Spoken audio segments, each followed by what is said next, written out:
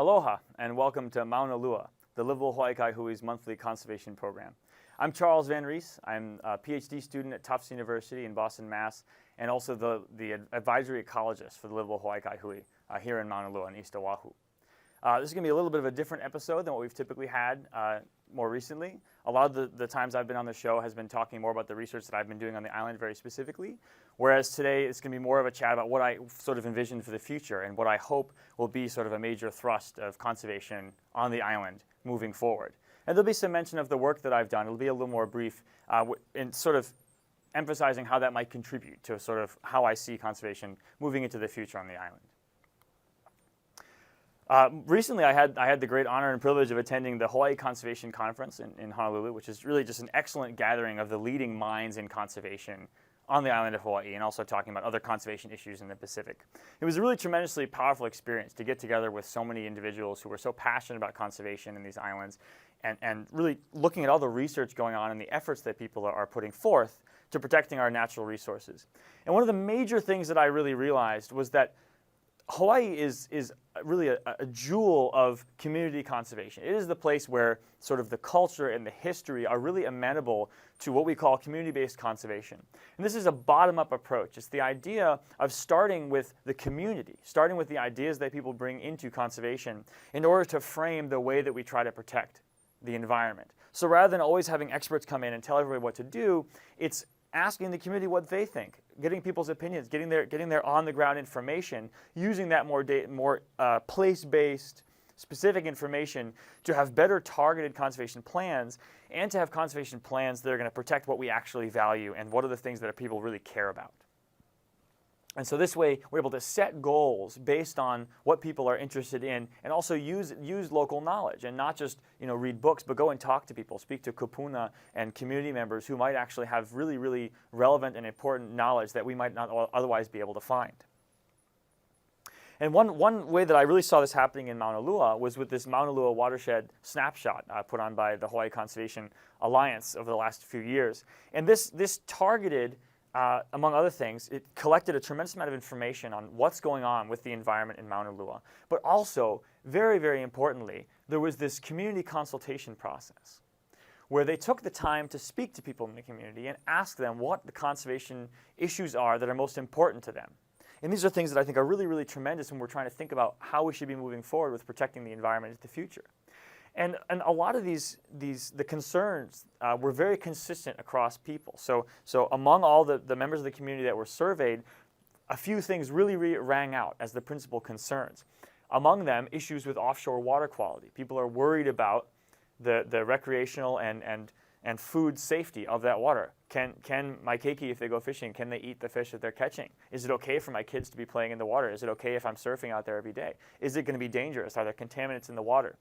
Additionally, people worried about the health of the reefs. Right? These are culturally and ecologically important systems that are along our coastlines that Hawaii is known for. There's a lot of concern about whether or not that water is also impacting the reef health. Issues with the historical fish ponds in the area. Are they healthy enough to be restored? Is the water quality going to be sufficient for them to persist in the future? And finally, of course, fresh water is always an issue on Oahu, and it's only going to be more so, as far as we know, with the way that climate change is going. There are issues with potential water scarcity on these islands that get a surprising amount of rain, and so it's another chief concern among the community is how to make sure that water resources are properly managed. And then, of course, there's what I've been more familiar with, especially before I was able to come to Hawaii and start speaking more with the community, the issues that the scientific community finds very concerning. And interestingly, I'm starting to see some overlap here. So we have also issues with offshore water quality. There's been a lot of research done more recently on how urbanization and landscape change are affecting the water quality offshore, the coastal seawater, and how that's affecting reef health. Again, these ecosystems being heavily impacted despite their economic importance. Water scarcity, the same thing. There's a lot of concern about climate change, how that's going to affect the water balance and the hydrology of Oahu in general, but especially in this area. Needless to say, also to do with groundwater recharge. And so we rely very heavily on groundwater in the Hawaiian Islands, but with this landscape change, less of that water is making it into the ground, and so there's also concern about how long those groundwater supplies will last. And then there's a major impact is native habitat loss, and this is something that was also seen by the Maunalua watershed snapshot. The forest cover in the Maunalua region is incredibly low for native species, where it's mostly taken over by invasives. And also some work that I've done in the last couple of years, in which we've discussed on this show before, is that the wetland loss on the Hawaiian Islands was absolutely immense. And in this region especially, we can see the losses were especially severe. And so these native habitats have not only been lost a lot, but the ones that have remained are very fragmented. And those are other sort of large-scale conservation concerns. And what really has excited me learning about this is that there's some major overlap here. If we were going to make these two separate circles of the community and the scientific conservation interest, in my opinion, this overlap area is very large. And that's very intriguing. That means that both the experts and the community are agreeing on what issues seem to be the most important for conservation in Maunalua. And the more that I learn about it and the more that I've spent time on Oahu and studying here and talking to other scientists, I see a trend in what may be the real smoking gun, the real problem with these conservation issues. And that has to do with landscape change, as we've seen this loss of native vegetation, which then leads to soil erosion, contamination of offshore waters. The development of the coastline, we're creating more impervious surface so the rainwater can't infiltrate, while at the same time the water that does come down is getting flushed straight into the ocean, carrying all sorts of contaminants that might harm the reef, might harm people who are fishing, might harm people who are surfing. And the solution, of course, that's been used is to prevent flooding and things like that. This old-fashioned water infrastructure, this hard water infrastructure, where as soon as it rains, we're trying to get rid of the water as quickly as possible. So this drainage ditch here is a good example. The water comes down, we put it in a chute, we blast it out to sea. We don't get flooding, but again, we're exacerbating a lot of these problems with the quality of the offshore water. And once more, the loss of wetlands is a really, really severe one. And this landscape change is very, very easy to see. Here's an image that I borrowed from Mahila Pierre, our cultural advisor, showing one section of Maunalua in the early 1920s, which we're now turning into this in the current day, where there's just been really, really tremendous development. We've been changing the landscape to suit our needs, but as we're beginning to see, there are consequences to this, which we need to find some way to manage. So what we're seeing is we're taking a lot of these native habitats, these native wetlands that used to be in the area that had a number of really powerful ecological functions. And again, they're getting converted to some sort of a large-scale urban development. Here, of course, we're seeing Waikiki, which formerly was one of the largest wetlands in the entire Hawaiian Islands, and since then has been converted to sort of this bustling metropolis. And this conversion, I think, is one of the major causes of a lot of these conservation concerns. One other way to look at it is throughout the entire island. This is again from my earlier research. This map here shows in green the distribution, the estimated distribution of wetlands prior even to Polynesian arrival. So this is what we would estimate the island would look like for wetland cover before anybody had even arrived. Comparing that to 2010, we see really a substantial loss in wetland cover. So we've really reduced the cover of this habitat. And we can zoom in and look specific at the Maunalua region. So again, it's our general understanding there was a tremendous amount of wetland cover in this area, and nowadays there's very little, and a lot of that is ecologically degraded. And there are ecological consequences, and this is something that I discussed a lot in previous episodes, not to spend too much time on it, but I've been studying the ala'iula, or Hawaiian gallinule, which is an endangered endemic species of water bird on the island of Oahu. And what we've been seeing is that if we look at the distribution of this species' habitat, which are all of these black spots on the map, it's very scattered. It's called fragmented, is what we call it in ecology. And basically, we have populations that are separated from one another. And because they're small and somewhat isolated, they're at higher risk of going extinct. They're at higher risk of those populations crashing individually. And we're very concerned with whether or not these populations can communicate with one another by having individuals move between them. The more individuals that can, the more of these birds we get flying between these different wetlands and moving across the landscape of Oahu, the more stable their populations will be, and the easier it will be for us to have confidence in their future as a species, and perhaps even to delist them in the eventual future. And so this is another additional ecological concern which has arisen from this change in the landscape.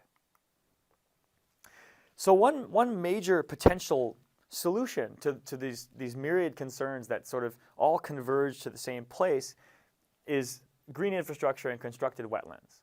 These are methods of essentially bargaining with nature or using natural phenomena, natural processes to slow the water down. And this is really the bottom line here, is that A lot of these issues we're seeing, whether we're worried about our kids fishing or people swimming in the water or whether our reef is dying or whether our water birds are not able to get around the island, a lot of these issues have to do with where is the water in our landscape.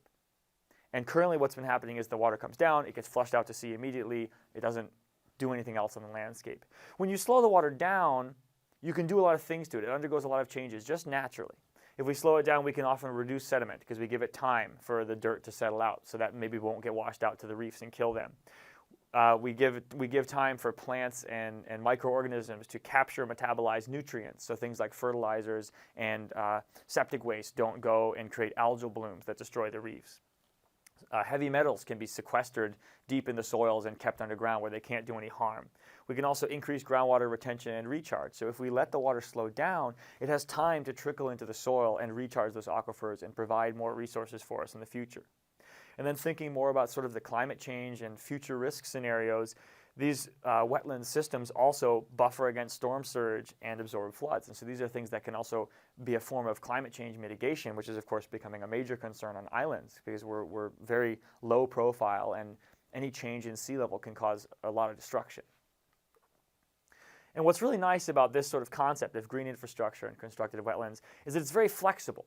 All we're talking about are finding natural ways of slowing the water down, finding ways of making landscape features, whether they're small or large, that can slow the water down, allow some of these natural processes to take place before that water goes out to the ocean.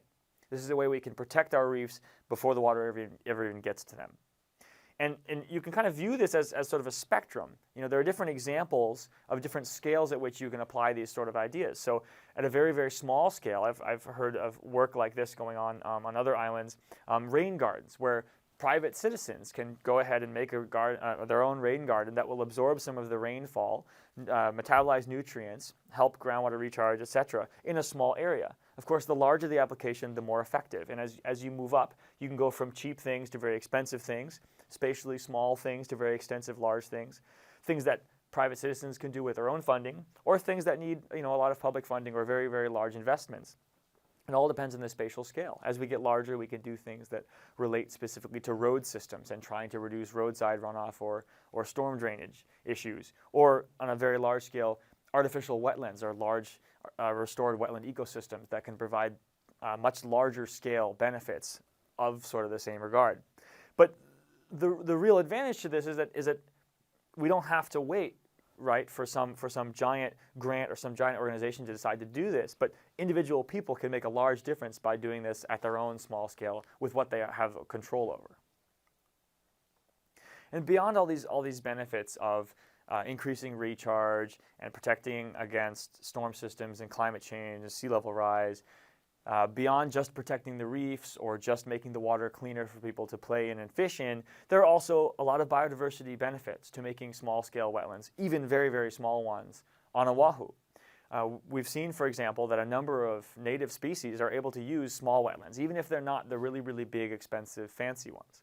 So the native pinau or odonates, dragonflies and damselflies, they've been seen in very, very small wetlands that require very little maintenance. And so small wetlands might actually really support them a tremendous amount. There are also a lot of native wetland plants, that some of whom have really high cultural value. So makaloa or ahuava, which are used in a number of native crafts, weaving mats or making strainers for the ava drink. These are all plants that live in moist soil environments, and so doing any of these options would also allow us to grow more of those native plants, increasing the cover of native and culturally important plants on the island instead of having the same old invasive shrubs here and there. What's also fascinating, and this gets into sort of my more recent work on the ŌleloNet, is that initial concern of mine was that these are what are called a management-dependent species. So ŌleloNet really need prime habitat that's very, very strongly and oftentimes somewhat expensively managed to keep them there, to keep their breeding success reasonable, and to keep their populations with a positive trend rather than just sort of crashing. They have a lot of trouble dealing with invasive predators and invasive plants. So what worried me was that this almost meant that if we were going to get benefits for ŌleloNet, we would need very large wetlands. But what I'm finding is this is not actually the case. When I started to study the movement behavior of the ŌleloNet and the connectivity of their populations on Oahu, I realized and began to see that the way that they moved between their populations had a lot to do with the distribution of small wetlands and wet areas on the island. So things like small rivers and drainage ditches that, though they didn't use them for breeding and that they weren't good habitat to support them like refuges, they were good sort of corridors or stepping stones that these birds would use to get from place to place.